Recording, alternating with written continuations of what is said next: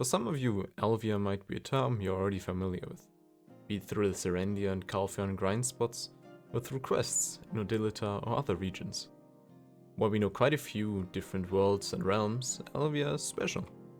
While currently it is under control of the god Hadum, if we go far back in its history, it was ruled by three ancient spirits, Narg, Valtara and Okiara, together with the goddess Sylvia, the mother of all elves. However, Hadum was not the one who drove them away to our world. It were the actions of another powerful god. The name of said god was Godiaid, the god of depravity and destructive light. The same being whose power we used to strengthen our Blackstar weapons and who is now trapped in the Blackstar meteor at Star's End. But how he ended up there is not the topic of today's video. For today, we will be looking on what happened in Elvia during Godiaid's reign. We will be looking at the lore of Witch and Wizard, the prodigies of Elvia. Weirdly enough, it seems that during the reign of Godiaid, which came to be after Sylvia was pushed out of the realm by him, humans were at the forefront of civilization. And while we don't know how humans came to Elvia, we do know of three very important individuals whom their endless pursuit of knowledge set the pace for all other researchers during their time.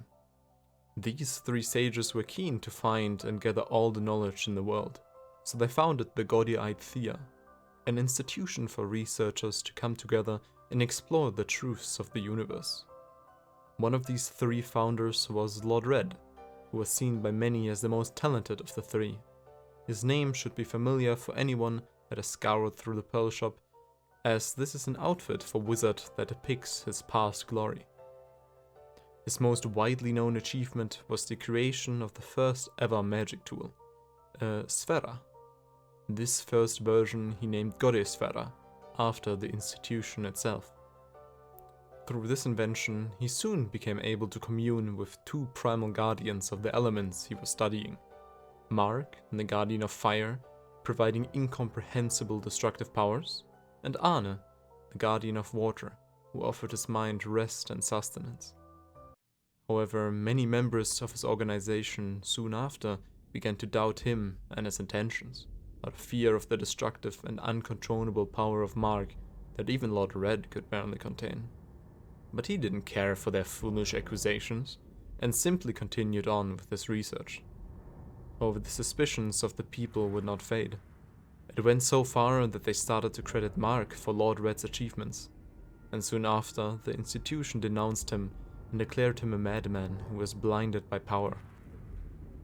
Enraged by these actions, Lord Red started threatening to take over the institution, but after nobody believed his words, he decided to make his threats reality. Nobody in the institution stood a chance against the combined powers of Mark and Lord Red. However, when he reached the Grand Wizard's chamber, the defense mechanism of the Academy activated, trapping him in a distorted space of dimension. Neither an hour nor Elvia's world anymore, he was now encased in an endless void with no means of escape. Trapped within this space, the power of Mark continued to take a toll on his body and mind. The pain made him wake from the coma he fell into moments after being confined into the space, and he desperately began trying to regain control over Mark's power. After a long struggle, he succeeded, but the effort aged his physical form significantly, making him look like an old man. Now, without even the pain of Mark, he spent an eternity in his confined space, feeling the loss of his senses slowly driving him insane. But suddenly, he felt the presence of someone else close to his prison, a witch from the same world he once called home. He could feel the lust for knowledge that once drove him and her too, but trapped how he was, he could not warn the witch, who drew closer and closer towards his prison. He suddenly felt something again, fear. He feared for this gatherer of knowledge, for this witch that reminded him so much of his former self, to go down the same path as he did, and be trapped in this space forever. As a last effort to save the witch, he destroyed his Godiasphere, resulting in a gargantuan explosion that ripped apart the boundaries of time and space, and swept both him and the witch away. When, To his own surprise, he opened his eyes again. He was staring at the face of an old man. When he tried to reach out to the old man's face, his fingers started to sink into it. Just now he noticed he looked at his own reflection on the surface of a big lake. For the first time in a long time, he felt hopeful again, and he could not stop thinking how he felt like this very lake saved his humanity. This is the story of how Lord Red, the powerful sage of Elvia, appeared in our world and became the wizard we can play in-game. However, during the same time in Elvia, there was another prodigy we need to talk about. A woman called Deneve. As all female sages, she was given the title of Witch. She was part of a sister institution of the godai Thea called the Breve. This was nothing out of the ordinary, as there were other smaller institutions with different viewpoints on what parts of research they wanted to specialize in.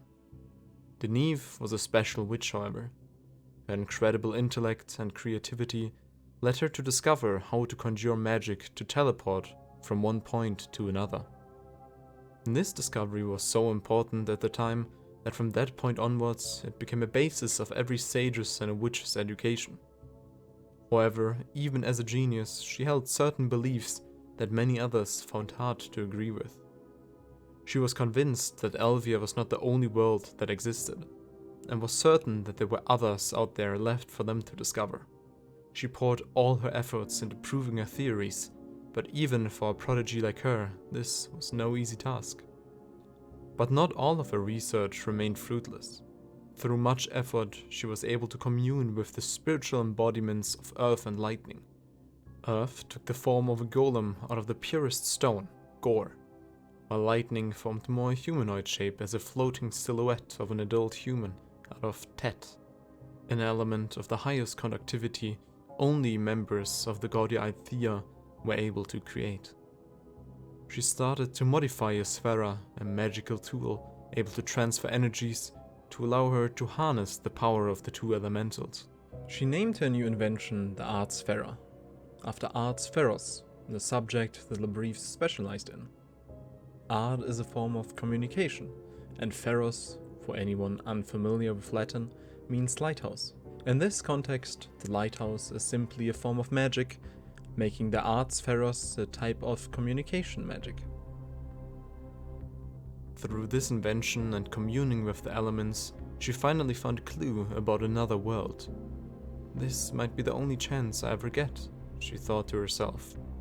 Although great risk was involved in trying to traverse dimensions with no prior training, she had to do it.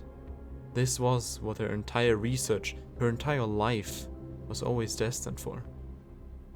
With no hesitation left in her, she focused on her Sphera and teleported into the unknown.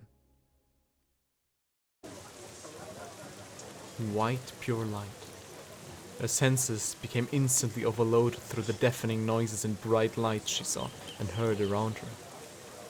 Then silence and near complete darkness.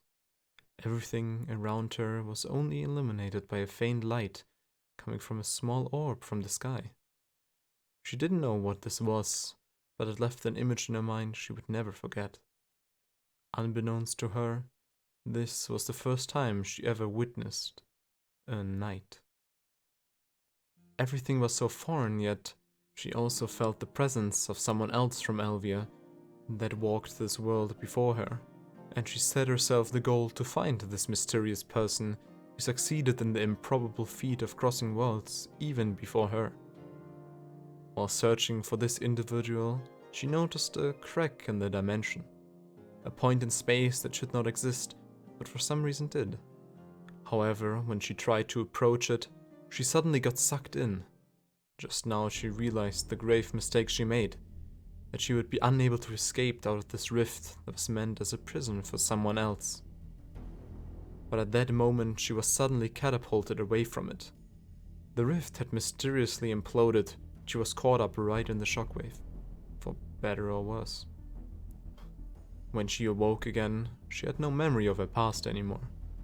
All she could remember was that the place around her felt somehow very familiar.